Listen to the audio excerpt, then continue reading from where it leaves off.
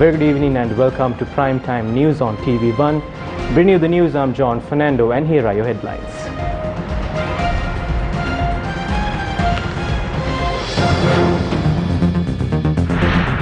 "2021 budget approved in Parliament with a majority." Heated debate in Parliament over the Speaker's list. අපේ තව කතිකව දෙන්න ඉන්නේ. ඒ පැත්තට දීලා මෙහාට ගන්න. ආයෙ මොකද පොඩි ළමයි වගේ කතා දෙක බදා ගන්නවා. මේ පොඩි ළමයින්ට මේව තේරෙන්නේ නැහැ මේක විවාදයක්. Partly Champika Ranavaka says that the PUCSL is being weakened in a bid to sell the Putlam power plant. මහාද කියනවා උත්තලම බලාගාරයේ විකිණීමට අවශ්‍ය කරන පළවෙනි පියවර තමයි මහජන උපයෝගිතා කොමිසම ඉවත් කරලා ඒක අක්‍රිය කරලා පුළුවන් ද බලන්න. Anura Kumara reveals how a group enjoyed undue profits after changing the tax on sugar. Retired Major General Jagat Alvis appointed as the Secretary to the Ministry of Public Security.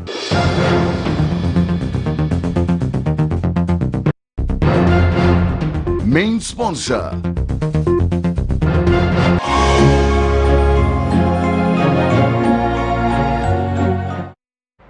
Now in your lead story this evening, the 2021 budget was passed with a two-third majority in Parliament today. 151 votes were cast in favour and only 54 votes were cast against the 2021 budget. Now, due to a technical glitch in the electronic voting process, the MPs voted the budget according to the seating in the House.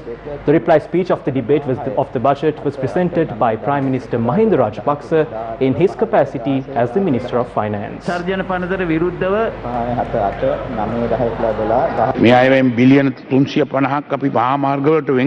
have allocated 350 billion rupees for road and highways development. I would like to proudly say that we will be responsible for the biggest road development plan after the time of Governor Edward Barnes. I'm unhappy that it was a foreigner who has done so much for this country. These roads will be built for the general public of the country. Many goods from the village is being brought to the city using these roads. People who did not build roads for 5 years cannot comprehend this. I have to say that the 350 billion rupees we have allocated is an investment for the people. We have allocated 135 billion rupees for drinking water. We allocated that to supply water to all the people in the country. In addition to these allocations, 2 trillion has been allocated in various other matters through the budget. Most of the prevailing laws and regulations are archaic now. We are currently in the process of reviewing the present regulations imposed on money and procurement. We are hoping to introduce a new clear circular by combining the circular 51 and 59. We expect to release it by the first quarter of 2021. පළමු කාර්තුව අවසන් වන විට එය නිකුත් කිරීමේ අපේක්ෂාව කරනවා. දැන් වෙනකොට අපිට මුදල් අමාත්‍යාංශයෙන් ලැබිලා තියෙන වාර්තාවලට අනුව ඔප්පු වෙනවා. The reports that we have obtained from the Finance Ministry have indicated that the statistics declared by the Prime Minister in his budget speech as Finance Minister were false. Therefore, these errors should be rectified before the budget debate ends today. The budget deficit for 2019 had been widened while the deficit for 2020 had been reduced when compared to the actual figures. The government then claimed that the opposition does not understand its plans and said that it is following an alternative policy. There is no issue in having alternative policies. The problem is the outstanding external debt. If the dollar-denominated debt is higher than the rupee-denominated debt, we can come up with a solution to the problem. That does not mean that the central bank can print money and spend money. This is a ridiculous move. මේ ප්‍රශ්නට විසඳුමක් අපිට තියෙනවා. අපිට පුළුවන් කියලා ඕනතරම් මුදල් මහ බැංකුවෙන් අච්චු ගහලා මේ සියලුම දේට මුදල් වියදම් කරන්න. මේක මේ අපබ්‍රංශ න්‍යායක්. ආනයන අපඩයන අතර පරතරය අඩු කරලා At a time when the government is building an environment that would be conducive for local production and also reduce the gap between exports and imports, the opposition is upholding the stance that local production is not essential. We have limited imports on goods that can be manufactured in the country in a bid to ramp up local production. But we have given room for imports. We will allow that to take place in the future. We will not stop that. But we have imposed restrictions to encourage local production. What is wrong with that? අපි ආනයනේ නවත්තන්න සූදානම් නැහැ. හැබැයි අපි සීමා පනවලා තියෙනවා රටේ නිෂ්පාදනය වැඩි කරන්න. මම අහන්න කැමතියි මොකක්ද ඒකේ ඇති වරද? ග්‍රීක් බඳුම් කර ගනුදෙනුව ඒ වගේම Instead of commenting on the steps to recover the losses faced by this country due to the investment in Greek bonds, the deals involving Sri Lankan Airlines and the sale of gold to Japan, the government is finding faults in the good governance administration. What was the main proposal put forward by the government? That is to allow black money to be invested in the country. What are they trying to do? They are trying to clean black money as per their whims and fancies. Next year's budget is one of the attempts to clean black money and not a financial plan that would provide relief to the people. ඕන විදියට අරගෙන එන්න මේ සල්ලි ටික සුදු කරගන්න තමයි මේ ක්‍රියාමාර්ගය හදලා දීලා තියෙන්නේ. මේ අයවැය කළු සල්ලි සුදු කරන අයවැයක් මිස ජනතාවට සහන සලසන අයවැයක් නොවේ කියන කාරණාව මම මේ වෙලාවේ සඳහන් කරනවා. When we took over the government, the country's GDP was valued at $24 million US. We increased that up to $80 million US while handing over the reins to the government. Therefore, we must predict the activities that will be carried out by the government based on our previous activities. We introduced a new political culture in this country. The president slashed down his expenses by 1.9 billion. He put a stop to printing his photographs on advertisements. The president began his duties as an individual who loves the country by cutting down all unnecessary costs at the presidential secretariat. Port City is expected to receive an investment of $1 billion US next year.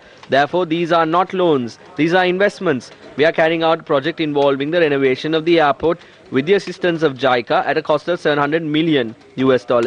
We are also receiving an investment of $300 million US for the Shandong tire plant. Observe the response shown by investors. Since August, the turnover at the Colombo Stock Exchange has exceeded 2.5 billion rupees on average. But the opposition is questioning whether relief has been granted to the people amidst COVID-19. We will be able to face any forthcoming challenges successfully. We are not targeting short-term relief mechanisms. If you read the main development plans outlined in the budget, you will be able to understand that. පිළිබඳව අන්තර්ගත ප්‍රධාන සංවර්ධන කාර්යයන් පිළිබඳව කියවල බැලුවොත් පෙනී යයි. විශේෂයෙන් Fitch rating ආයතනය දැන් ඊයේ Fitch Ratings has downgraded the country's rating to CAA. But State Minister Ajit Niwad Kabral is blaming the opposition for not believing the figures released set out in the budget speech. Until the government understands the true situation, it will not be able to move forward. The government is denying that there is a problem with the economy. This is similar to a person under the influence of liquor claiming that he is not drunk. Therefore, until the government realizes that there is a problem, it will not be able to find solutions. මේ ප්‍රශ්නයට ඔබතුමාලට විසඳුම් හොයන්න බෑ කරු සභාපතිතුමනි. මේ අයවැය හිඟේ පියවීම සඳහා 1.5 trillion is required to service our debt. However, what is the situation like today? Treasury bills were issued on the 4th, 11th, 14th and 25th of November worth 159.3 billion rupees. But due to the low interest rate, only 70.3 billion was accepted, which is only 44%. That is the state of treasury bills in the month of November. That is how stellar the local financial market is. What will happen next? The government will have to print the deficit. How much has been printed? From the 1st of November to the 1st of December, 130 billion rupees has been printed. Can this be sustained? I heard a senior official at the CBSL saying the economy will not collapse due to money printing in this manner.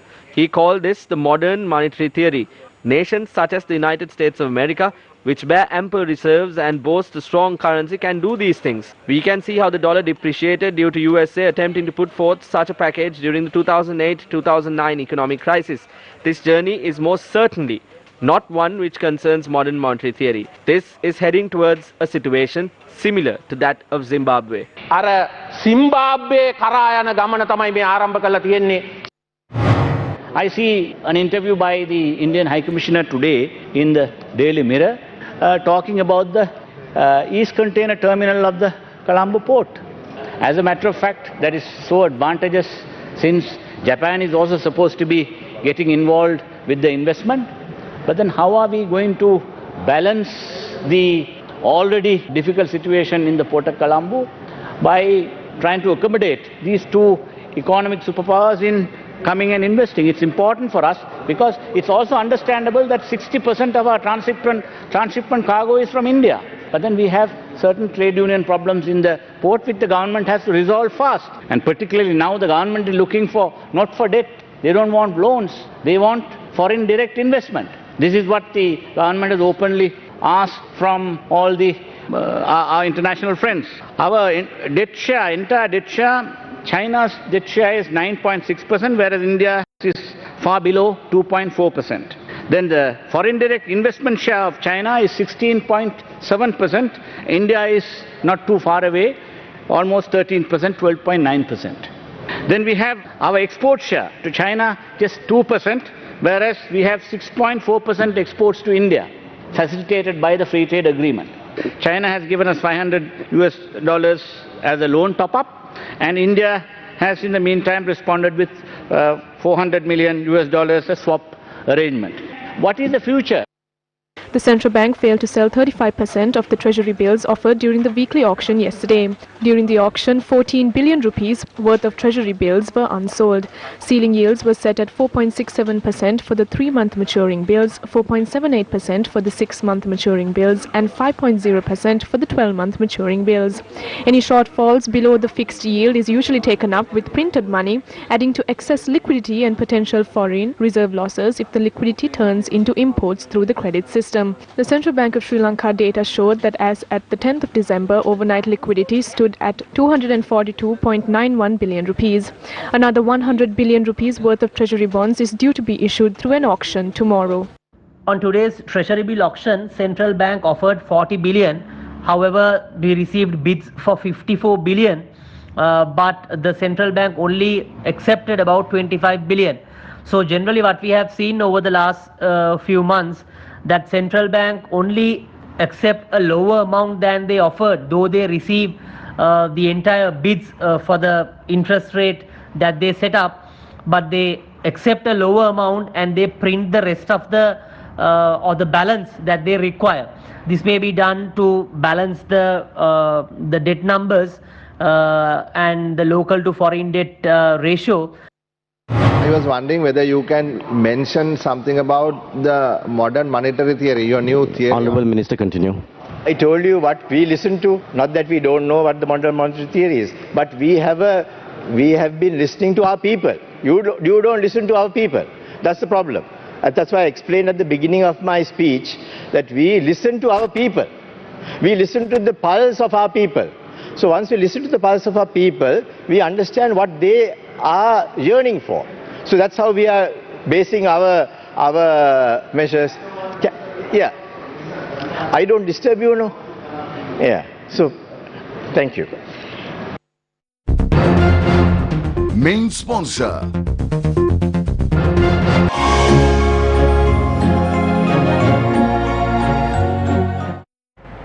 Now, various views were expressed in Parliament today during the debate on the 2021 budget. Following are the views expressed by SJB MPs Patali Champika Ranawaka and Harin Fernando on the economy and eradicating COVID-19. The entire country is clouded by the COVID-19 pandemic at present. When social unrest is brewing in the country, the media is aggravating it. This media mogul is right on top of the government. They first misled us by saying that there is a bigger invisible force behind Zaharan. They created the MCC avatar. They made the country end up in turmoil. කැලණියට ගිහිල්ලා නාගලෝක දිෂ්ටිය මැව්වා. මේ විදිහේ දිෂ්ටි ගොඩක් මවලා ලෙඩාව ආතුර කළා මේ රටේ සමාජයේ පියවරෙන් පියවර. දැන් මොකද කරන්නේ? But the biggest threat to our country is nothing but COVID-19. It attacked us with face masks, sanitizer, quarantine, antigen and PCR tests. They won't be able to continue this for long. They won't be able to lie for long. When social unrest is brewing, a political unrest is also brewing. We see the examples from some senior ministers. They ridicule us, saying that we have become beggars. They are letting their heat out because they cannot blame the higher-ups. I would like to tell all of them that all of us have to build the future of our country. We have the responsibility of saving this country from the brink of destruction if we genuinely care about our country.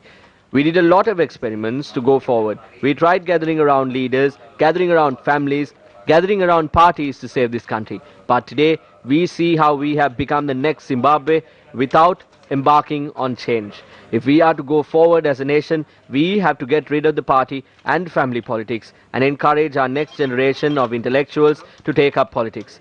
That I request from all the MPs in this house. මේ රටේ සුජාත පරපුරක් ඉන්නවා මේ රටේ නිදහස් අධ්‍යාපනයෙන් බිහි වෙච්ච කුසලතාපූර්ණ ඒ සුජාත පරපුරට රට බාර ගන්න ඉදිරියට එන්න කියලා පක්ෂ විපක්ෂ සියලු දෙනාගෙන් ඉල්ලා සිටිමින් අපේ antigen man is a good man කියලා. ඇන්ටිජන් මෑන් ඔබතුමාලා මම දන්න ඔබතුමාලා බොක්කේ දේශපාලඥයෝ. හැබැයි ඔබතුමාලට උඩින් ගිය ඇන්ටිජන් මෑන් කෙනෙක් ඉන්නවනේ. The antigen man is above all of you.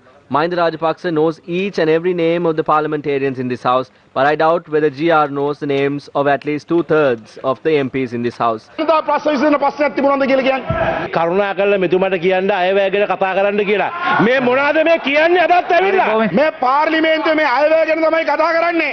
I am talking about the budget. Ministers come in luxurious vehicles and sell roast bread outside Parliament.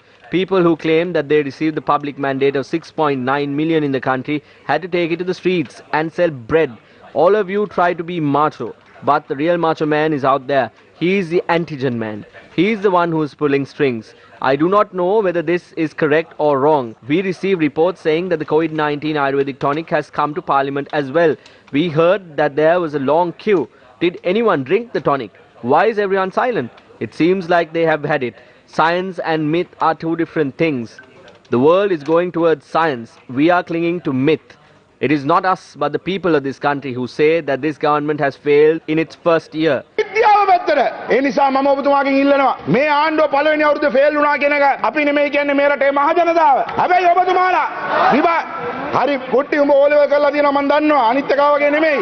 හරි හැබැයි මම මේ ඉල්ලීමක් කරනවා ඕලෙවල් නොකරපු බහුතරයක් ඉන්න අපි ඕන්නම් පොඩි ඔට්ටුවකටත් එක්ක අපි ඔක්කොම ඕලෙවල් රිසල්ට් දාමු බලන්න.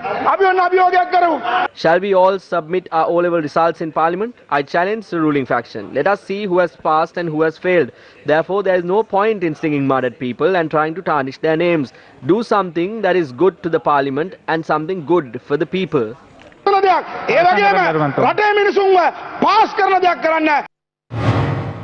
A tense situation arose in Parliament after opposition lawmakers brought out a privilege issue during a debate this morning. This was after opposition parliamentarian Harin Fernando urged that parliamentary privileges had been breached due to a tweet published by the Parliament recently. It contained matters that figured during a discussion of the Committee on Public Enterprises over the Google Loon project carried out by the Information and Communication Technology Agency. Auditor General තියෙනවා මේ මිලියන 6.4 The Auditor General has said that 6.4 million rupees had not been spent for the Google Loon project. However, the Twitter handle of the Parliament of Sri Lanka has posted a wrong tweet. This must be brought to the attention of the Privileges Committee. The tweet published by the Parliament says, "The Hiru and Derana media institutions carried this on their news broadcast. How can the Parliament lie like that? The CEO of ICTA, Mahinda Herath, was not a person appointed under my tenure as minister. He has clearly refuted such claims on the expenditure and submitted documents to the Auditor General outlining the purpose of the expenses involving 6.4 million rupees. Against such a backdrop, how can the Parliament publish a tweet contrary to that? The tweet has tagged MP Charita Herath. How can the Parliament tag him in a tweet? Who is the administrator of this account? Is it Charita Herath? Acts like these are bringing disgrace to us.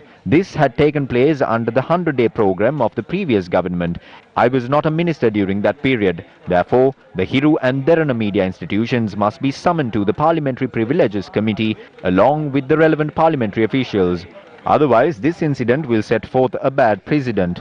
Since the Secretary General of the Parliament is present, let me ask, who is the administrator of the Parliament's Twitter account? How can they publish tweets of this nature?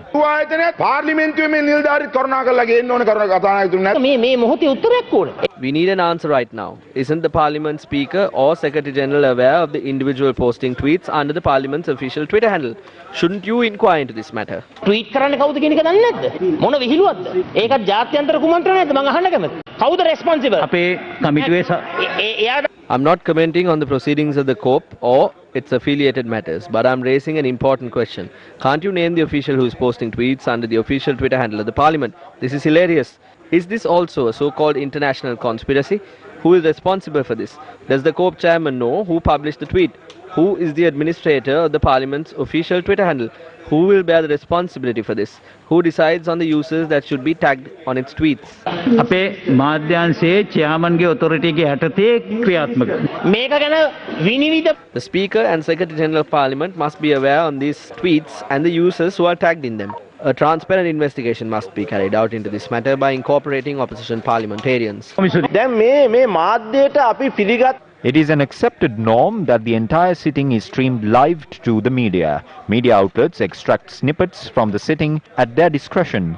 I handle only my official Twitter account and not the official handle of the Parliament. I can tweet, tag or retweet using my account. The Parliament's Twitter handle provides updates on all parliamentary sessions, including today's debate. They might have tagged me since I am the chairman. මේ පාර්ලිමේන්තු සංවාද update කරන්න මේක විතර නෙමෙයි දැන් අද සංවාද පවා ඒගොල්ලෝ ට්වීට් කරනවා. ඉතින් ඒකේ තියෙන එකක් තමයි මම සභාපති නිසා මාව ටැග් කරලා ඇති. කෝප් එක තුලින් නිගමනයකට එළඹිලා නැති දෙයක් ට්වීට් කරන්නේ කොහොමද එහෙනම්? නෑමන්තුමා ඒක තමයි අපි විභාග කරන්න දැන් අපිට ඉතුරු වෙලා තියෙන්නේ. ඒක තමයි විපක්ෂ නායකතුමා යෝජනා කරේ කරන්න කියලා. අපි ඒක කරමු. පාර්ලිමේන්තුවේ ගරු Just as the opposition leader said, I believe that tweets cannot be published in such a manner. The whole idea of publishing a tweet is to provide instant updates. These matters should be handled by the Committee on Parliamentary Business. Several matters are discussed in COPE meetings. Media outlets extract snippets at their discretion. The opposition members also know that our sittings are conducted in an impartial manner. We were not discussing on the Google Loon project. This institution is acting as a private body contrary to the government's directives. Therefore, we were discussing how we could regulate this institution. We didn't even spend 3 minutes discussing the project. But one media channel aired a story on this based on their agenda. They did not give coverage to the inquiries carried out by our committee, but instead gave prominence to their political agenda. That is because Harin Fernando expressed objection towards rapid antigen test kits. The reason for this is the delayed transmission. Some individuals are engaging in politics using the emblem of the parliament. We have never seen this happen under any speaker. Therefore, we request the speaker to draw his attention towards this matter. පාර්ලිමේන්තුවේ නිලධාරීන් කොට්ටාසයක් ඉන්නවා. ඒ සියලු දෙනාටම විරුද්ධ පරීක්ෂණයක් පවත්වන්නට ඕන. කරුණාකරලා ඒක කරන්න ඕනේ මේ දවස් තුල. Who was the individual who posted a tweet containing false data under the parliament's official handle? That must be revealed to this house today. Who were the others involved in posting this tweet? Reveal the names of those individuals. A few parliamentary officials are involved in these matters. An investigation must be carried out into them. ගරු චරිත හේරත් මන්ත්‍රීතුමා මෙතනදී ප්‍රකාශ කළා. MP Charitha Herath said that TV channels including Derana extract snippets from parliamentary sittings at their discretion. If that is the case, how did the tweet published on the parliament's account tally with the media report? The news report aired on Derana tallied with the tweet published by parliament. This is an intentional act. This is not a coincidence. This entire saga had been planned. The data discussed at the meeting had been included in the tweet. It was not fabricated. I am not suggesting that this matter had been published deliberately. Every channel draws excerpts based on their wish. That is what I was trying to suggest. Just as Manusha Nanayakara said, the tweet published by Parliament and the media reports aired by Hiru and Derana cannot be the same. Therefore, conduct an impartial probe and summon these entities to the investigation committee. This is my only request. This took place during the last 5 years as well. When sittings were streamed live, I cautioned that some media outlets can fabricate stories. I expressed objection towards opening the meetings of the Committee on Public Enterprises and the Committee on Public Accounts to the media. I raised this matter at the party leaders' meeting. Now a complaint has been made by Harin Fernando, who established the Parliament's media unit. It was former Speaker Karu Jayasuriya. On behalf of the government, I wish to request the Speaker to conduct an investigation into this matter. Media institutions publish news reports based on their wishes. The Sirasa TV channel airs content that they feel is relevant. The same applies to Hiru and Derana. Those are independent TV channels. Do not try to criticize only Derana. Do not drag matters such as antigen test kits and divert this discussion. We saw similar incidents taking place in the last 5 years. මොකද අපි දැක්ක පහුගිය කාලය තුල We are not suggesting that parliamentary coverage must be restricted for the media. During the 52-day political turmoil that erupted on the 26th of October, we witnessed how Bibles and water bottles were thrown in parliament amidst attempts to attack the speaker. The people saw the parliamentarians involved in propagating violence. There is no Bible in parliament. Do not disgrace the Catholic community. Ranil Wickremesinghe also called an ordinary book a Bible. I am requesting you to refrain from disgracing the Bible. I didn't bring up Johnson Fernando's name. Why are you taking the blame for this?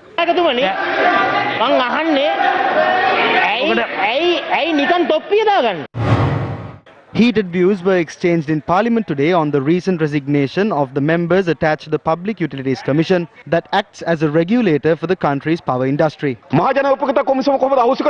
ජනාධිපති ලේකම් P B. Jayasundera 2010 How can the Public Utilities Commission be abolished? On the 1st of December, P.B. Jasundara had written a letter to the Treasury Secretary Artigala instructing to shut down the PUCSL. Can the President Secretary order the Treasury Secretary to close down an institution? The PUCSL is an institution established through an act passed in Parliament. Under the previous government, Ravi Karunanayake attempted to purchase 200 megawatt power barges. He tried to sign an agreement to purchase power from this barge at 26 rupees a unit. Ravi Karunanayake justified the need to install 200 megawatt power barge at the Colombo port by pointing out that the country is heading to a drought and that it would affect the power supply. The cabinet granted approval for the project, but the PUCSL halted the move. Therefore, the Public Utilities Commission always acted in the best interest of the people. What authority does the Treasury Secretary have to shut down this institution? The PUCSL has been gazetted under the purview of the Finance Minister Mahinda Rajapaksa, but P.B. Jasundara is instructing to close down the body. I respect his knowledge and the positions in which he has served this country. However, on what basis can he inform the chairman and the other members of the commission to resign over a telephone call? The PUCSL is disbanding its operations. Institutions of this nature are being closed down to benefit the allies of the government. The lifespan of a lie is limited. You will not be able to deceive people all the time. The government is incapable of steering the country forward, at least in the next decade. Their promises and the budget for next year are a testament to this. The government has stooped down to low levels. I want to remind the Honorable President Rajapaksa gave leadership to end terrorism in this country. As a result, he was re-elected president of this country. Subsequently, he had an economic team which misled him, and basically because of the corruption in this country, he went out of office subsequently. I beseech the new president, what you need is not a system change, you need a team change. You need a team change. They claim that they would create prosperity to this country, but nothing has materialized. At a time when the country's power demand has declined by 33% and when the utility services are being provided to the people, the Ceylon Electricity Board is riding on losses amounting to 40 billion. Under our government, the CEB earned profits worth 20 billion rupees. What is the solution that can be given to the breakdown faced by state institutions? How can they recover the losses? The country's assets are being sold off. Dissolving the Public Utilities Commission is a precursor to selling off the Putlam power plant. This will also pave the way to deviate from procurement guidelines. We will not allow the country's assets to be sold off in a way that it tarnishes our sovereignty. While views were expressed over the requests made to members of the PUCSL to resign from their positions, the removal of the former chairman and members of the Sri Lanka Medical Council has also become a topic of discussion. Convening a joint press conference today, a group of intellectuals who represented the Medical Council at different time frames expressed their views in this regard. There are 25 members in the council, out of which 16 members are high-level activists of trade unions. For instance, doctors join the council via a voting process. Another 7 to 8 members are deans of university faculties. Lecturers at the faculties are elected as deans with the votes of professors. Their prime concern is the university and its students.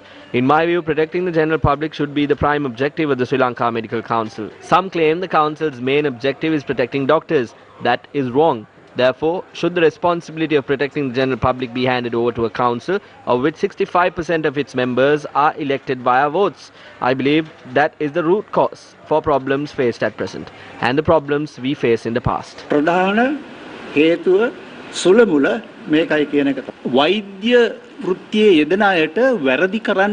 Anyone employed in the medical sector has no room to make any mistakes. This is why all medical specialists and doctors should undergo proper training. After completing training, it is the Medical Council's responsibility to assess and supervise the activities carried out by those rendering medical services. The Medical Council should carry out its duties without falling victim to the influences of external forces. Any institution in this country is affected by the influence of political forces or trade unions. Falling victim to such influences will be a hindrance to the council to carry out its duties. The charter of the Medical Council has freed all members from such influences. One important line in the charter says that until the 5-year term is over, no member of the council can be removed from their respective positions. Following a recent issue, the chairman of the council had removed 4 members due to pressure from trade unions. This is a violation of the charter. This is a dangerous situation that must be addressed. මේක වහාම ආපසු හරවන්න අපි කටයුතු කළ යුතුයි. අපක්ෂපාතී සාධාරණ ක්‍රමවේදයක් ඒ හැම වෛද්‍ය සභාවම සතුව තිබෙනවා. Every medical council has an impartial and fair system. The local and international community's opinion about the council will be based on how this system is being implemented within an ethical framework. Medical councils overseas have started to raise concerns in this regard. The failure to adhere to the framework has led to a breakdown within the structure, and we all know the reason for this. If this continues, it will not only be a disgrace to our doctors, but to the country as a whole.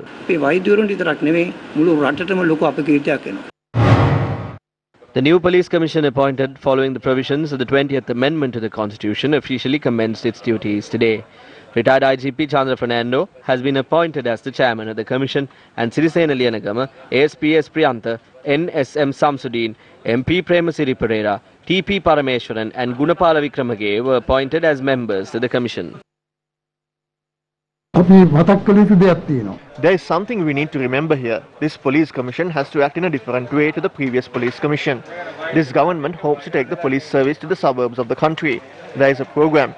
The police commission will play an important part in that program. Therefore, this police commission also hopes to take the police service to the suburbs of the country. Meanwhile, the members of the National Election Commission also commenced their duties this morning. Nimal Punchiheba was appointed as the chairman of the commission, and MM Mohammed, SP Divaratna, KPP Patirana and Jeevan Tyagaraja were appointed as members. Former chairman Mahinda Deshapriya was also present at the event, where the newly appointed members assumed their duties.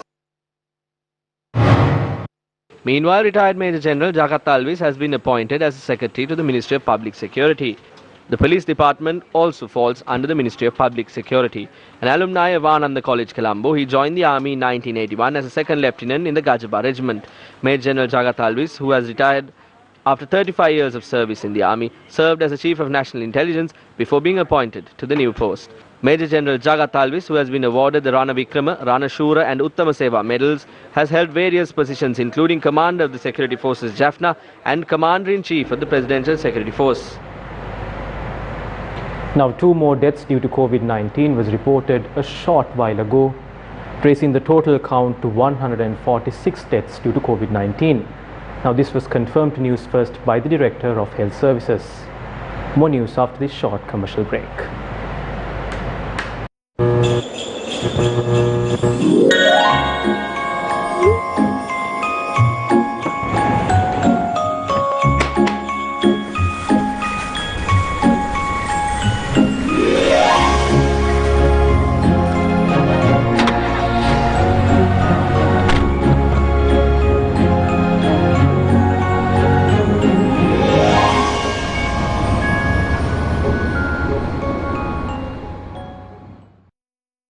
Welcome back to the news. The 11 inmates who died in the Mahara prison incident have been identified. Police media spokesman DIG Ajit Rohana stated that the post-mortem examinations will be conducted on court orders. The bodies of the 11 inmates who died were taken to the IDH hospital for the autopsy today.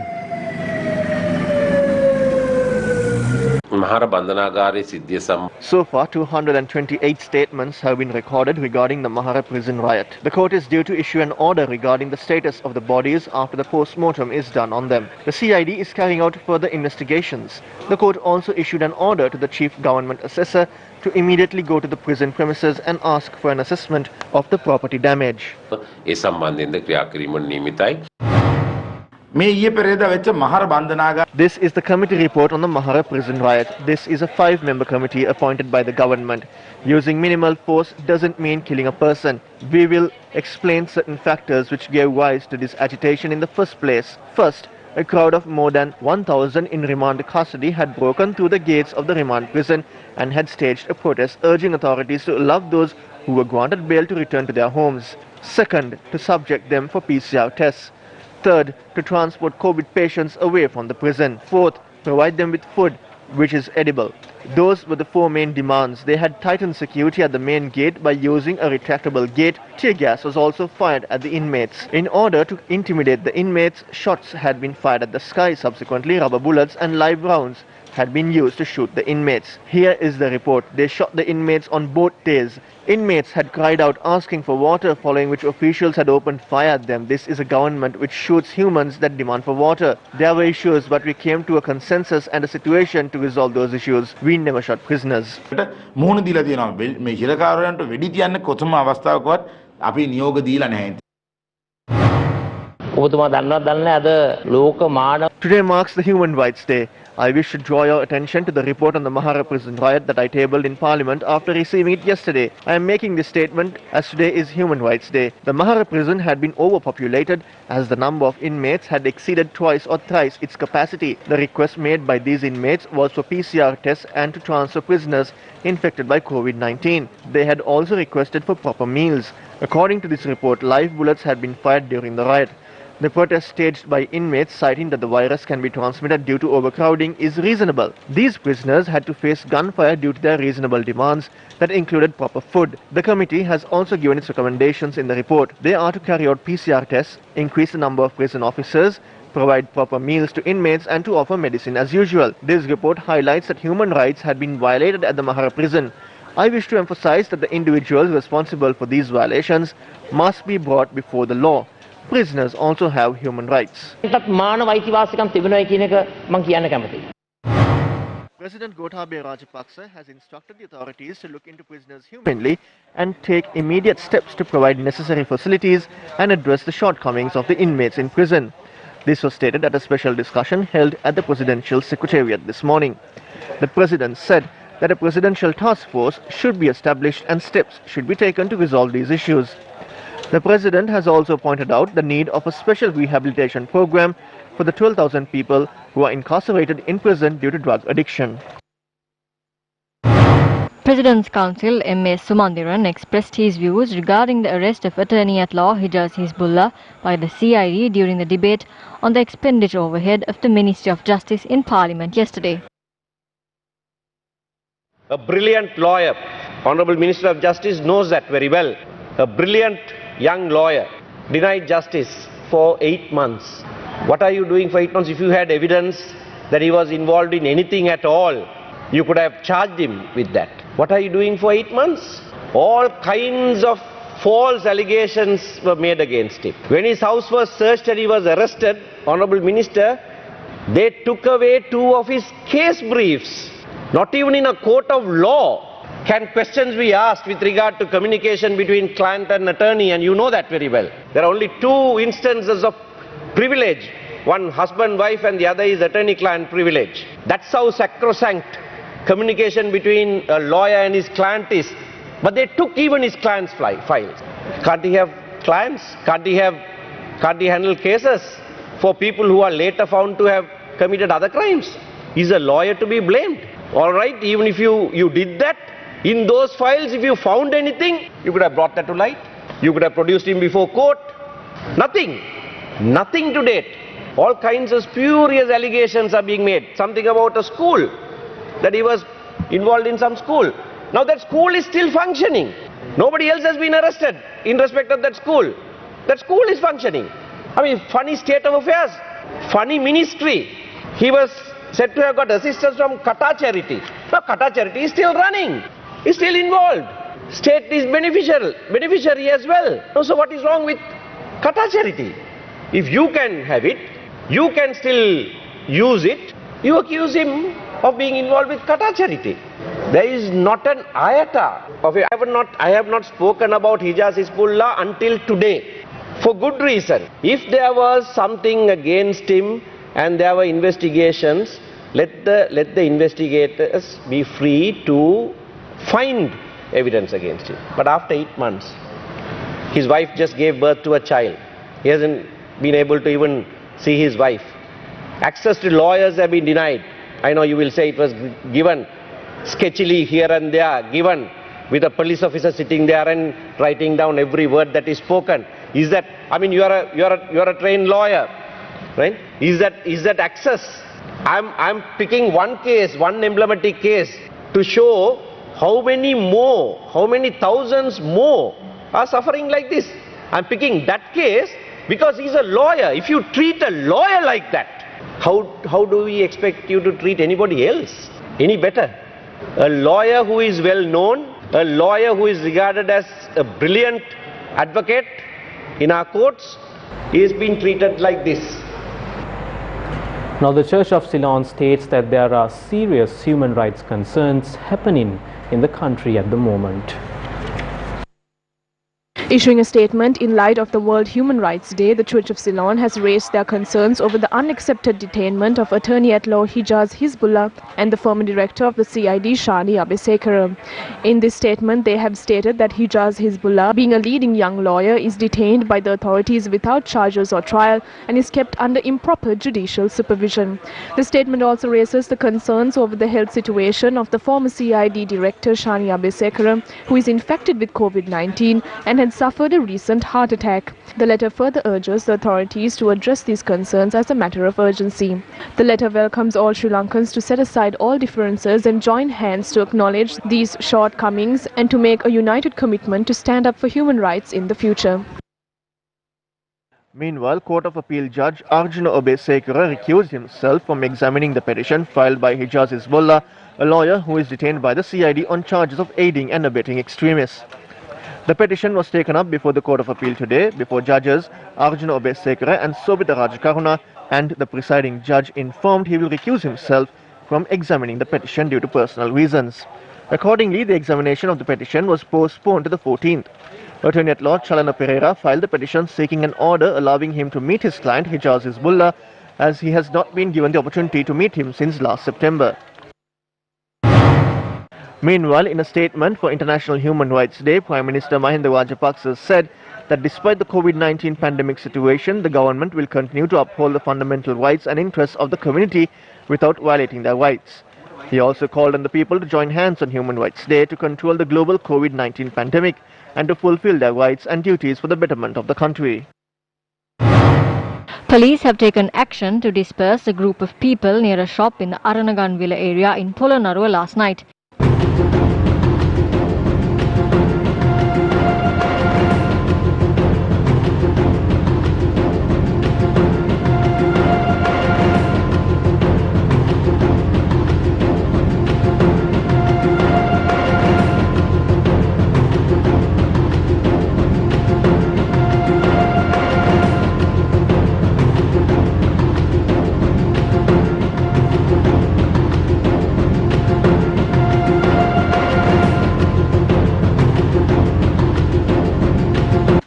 The incident took place after a dispute at a restaurant. We made a complaint again. They accepted the complaint after the assault. I think something happened in front of the shop before. The police came at once and started beating using poles. Let's now cross over to a short commercial break. Struggling to find reliable plumbers, electricians, gardeners and other service providers? Bellboys got you covered. Welcome back to the news. Now, State Minister Dayasiri Jayasekara has said there was reason why Shangri-La was attacked twice during the April 21st attacks. He has also raised suspicion whether foreign influence had been exerted on the appointment of Sri Lankan presidents and governments since 2015. He made these remarks at the Presidential Commission probing last year's April 21st attack today. In a previous testimony, State Minister Dayasiri Jayasekara insisted that an investigation must be carried out into the factors that pushed the country into a state of disorder during the last few years.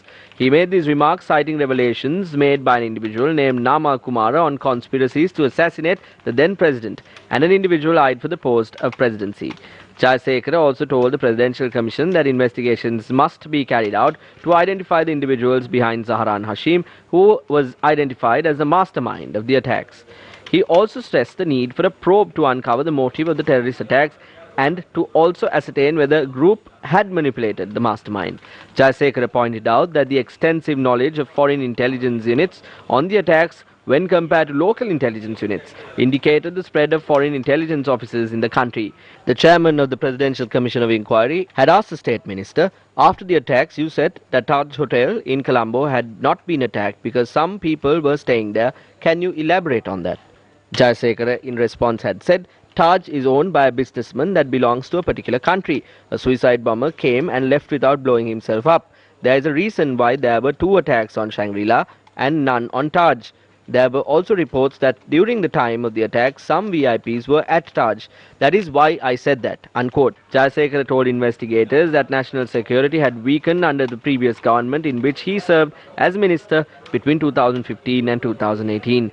He said that the passage of a bill supporting the one country, one law policy had been thwarted due to the influence exerted by Muslim ministers when it had been put forward by the former president.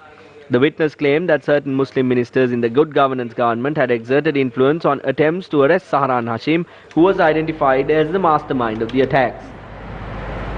Now the following views were expressed by the leader of the Jatika Janabalawege, Anurakumara Dissanayake today. Opposition parliamentarian Anurakumara Dissanayake made a revelation regarding an alleged deal involving the importation of sugar. When the special commodity levy on sugar was reduced to 25 cents, 90,000 metric tons of imported sugar had already been subjected to the previous tax. The government then instructed that sugar must be sold at 85 rupees. This created uncertainty in the market as sugar could not be sold at that rate after being subjected to the tax. Sugar was not being sold at 85 rupees in the market. Eventually, Satosa started selling sugar at 85 rupees. Trade Minister Bandula Gunawardena then declared that a kilo of sugar is sufficient for a family for a month. On the 27th of October, a discussion had taken place between Satosa chairman Nushad Pereira, secretary to the Ministry of Finance SR Artigala and the President. A meeting also took place between the importers. A decision was then made to impose a duty of 40 rupees on imported sugar. The Trade Minister pointed out that the duty cannot be changed within a month. Through the Import and Export Control Department, the Trade Ministry directed that an import control license would be required to import sugar. As a result of this move, sugar consignments that were imported under a special commodity levy of 25 cents could not be cleared from the 30th of October to the 22nd of November. The government then announced that a levy of 40 rupees would be imposed on imported sugar from the 13th of November. But it was not implemented. After the 2nd of November, sugar was imported under the levy of 25 cents using the import control license. How did this take place? What connection did Satosa chairman Nushad Pereira have with these decisions? The Trade Minister cannot meet the President easily, but the chairman is a member of the Viatmaga movement that is allied to the President. They act as decision makers, although there is a cabinet for that purpose. When sugar was supposed to be sold at 85 rupees, Satosa procured 700 metric tons of sugar on the 13th of October. They purchased sugar at 127 rupees and 49 cents and sold it at 85 rupees. On the 27th of October, 700 metric tons had been purchased at 120 rupees and 50 cents before being sold at 85 rupees. On the 20th of October, 750 metric tons had been purchased at 92 rupees a kilo. These stocks had been imported by Shangri-La Hotel. Director Sajad Mauzoon. On the 22nd of October, 600 metric tons of sugar had been purchased by Satosa at 110 rupees a kilo. Although the government had imposed a maximum retail price of 85 rupees, they purchased the next stock at 121 rupees. How can that happen? For 30 years, vessels containing massive consignments of sugar did not reach the country, but on the 2nd of November, a vessel carrying 26,000 metric tons of sugar arrived in the country. Sajad Mauzoon had imported this stock as well. This importer has procured 37,000 metric tons of sugar under the special commodity levy of 25 cents. On the 12th of this month, a vessel containing 26,500 metric tons of sugar is expected to reach the country. This is to be imported by Wilmar Trading Company. Today, another vessel is being loaded with 13,500 metric tons of sugar. This is also to be imported by a company named Wilmar. The cost of sugar earlier stood at 135 rupees a kilo. When a tax worth 50 rupees is removed, the price of sugar must be brought down to 85. However, sugar is not being sold at that rate in the market. It is being sold between 125 and 135 rupees. Who is earning profits as a result of this move? If Secretary to the Ministry of Finance S.R. Artigala hurriedly meets the Prime Minister to sign a directive, does it indicate the government's work plan to sell sugar at 85 rupees? The Wilmar company is earning a massive additional profit for its procurement of 73,000 tons of sugar. As a result, the government has lost out on revenue as much as 4.5 billion rupees. Ideally, the government must earn revenue through 50 rupee levy, or sugar must be sold at 85 rupees to the consumer. But neither the government nor the people have benefited. Our country imports 6.5 metric tons of sugar annually. However, nearly 200,000 metric tons have been imported within 2 months since the levy was reduced to 25 cents in October. This is being done by Sajad Mausoon. The Vietmaga movement allowed to conduct meetings at the Shangri-La Hotel at low rates.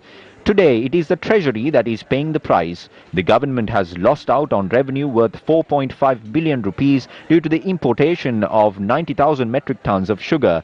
If this continues until 200,000 metric tons are imported, the loss will amount to 10 billion rupees.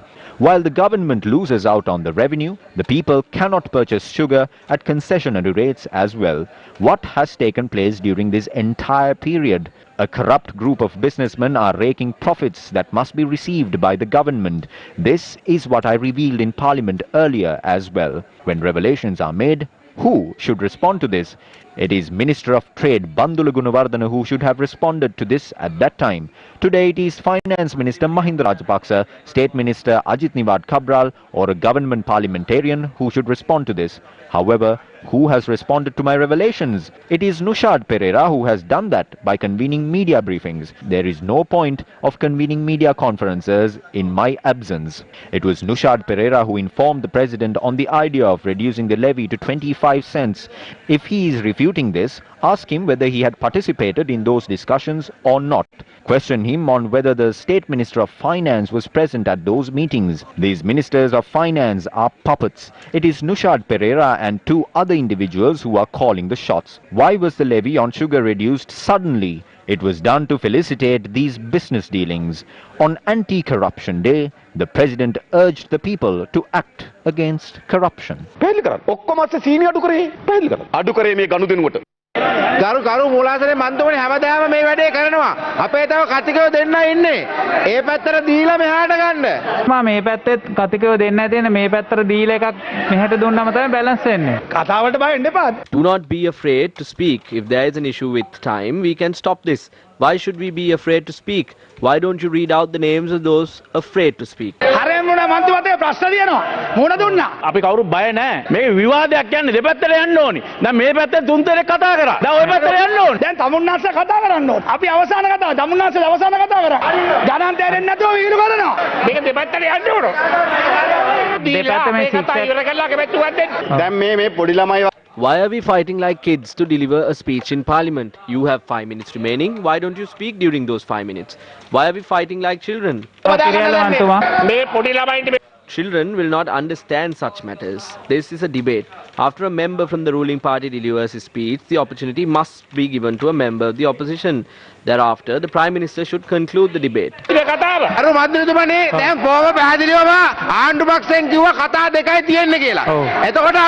In that case, we have no problem. But after he delivers his speech, only one more speech could be delivered. You cannot mislead the Parliament. මේ මූලාසනෙන් දැනුම් දෙන ඒක ඊට පස්සේ සංශෝධනය කළ දැන් තිස්ස කුට්ටිය ආරච්චි මන්තුමාට ආපහු අලුතෙන් විනාඩි දෙකක් දුන්නා. ආණ්ඩු පක්ෂේ කොච්චර කතිකෝ හිටියත්. Although there are many willing to speak from the ruling party, we gave the opposition the opportunity to speak. But the opposition does not have speakers. They are afraid to speak.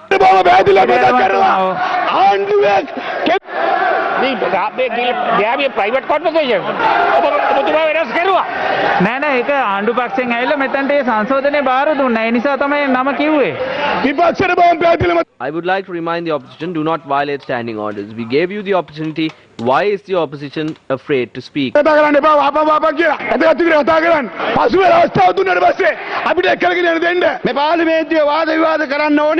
Debate should be held in Parliament with proper arguments and counter arguments in place. There should be no mudslinging. You must follow due process. ඒ වැඩ පිළිවෙල කරන්න ඕනේ. ගෝඨාභය රාජපක්ෂ මහත්තයානි සහෝදරෝ කිව්වේ ඊයේ මං කිව්වේ වෙන කවුරු කිව්ව කතාවක් නෙවෙයිනේ. ජනාධිපතිතුමාම කියනවා නම් හොරු අල්ලන්න එන්න රටේ ජනතාවට කියලා. කවුද රටේ හොරු? කවුද රටේ හොරු? මේ විපක්ෂේ අපිද? මේ විපක්ෂේ අපිද හොරු? පුදුම බයක් තියෙන්නේ. කතාවට නැගිටිනවා වාඩි වෙනවා නැගිටිනවා වාඩි වෙනවා. ආඩේ බය. වාඩි වෙන්න මං කියන්නම්. තමුන්නාසේ දූෂණය ගැන කතා කරනවා. You speak of corruption, but your conscience knows what happened in Norachole. The Norachole project was to be given for a cost of $175 million to Switzerland by former President Chandrika Bandaranayake. However, the project was given to China at a cost of $225 million. Older machinery was installed instead. You also said that my field marshal status should be given to someone else. My status can only be removed by the president. That too under justifiable reasons. Such an individual does not even have the right to remove a corporal from his status. I thank Johnston Fernando for giving false evidence that led to the removal of my general status. If it wasn't for him, I would have not been given the status of field marshal. But remember, we do politics with pure intentions. අපි දේශපාලනය කරන්න හිතට එකගව තමුන්නාසේ කියපු ජරා කතා හින්ද මම මේ කිව්වා. With that, it's a wrap of Prime Time News. Take care and good night.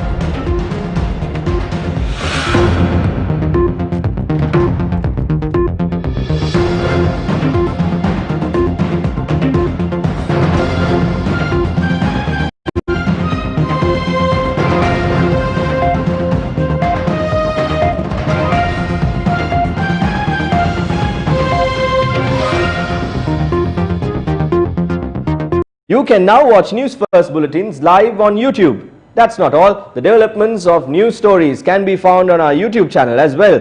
All you need to do is click on the subscribe button down below. Stay tuned to News First. News First, your life, our news.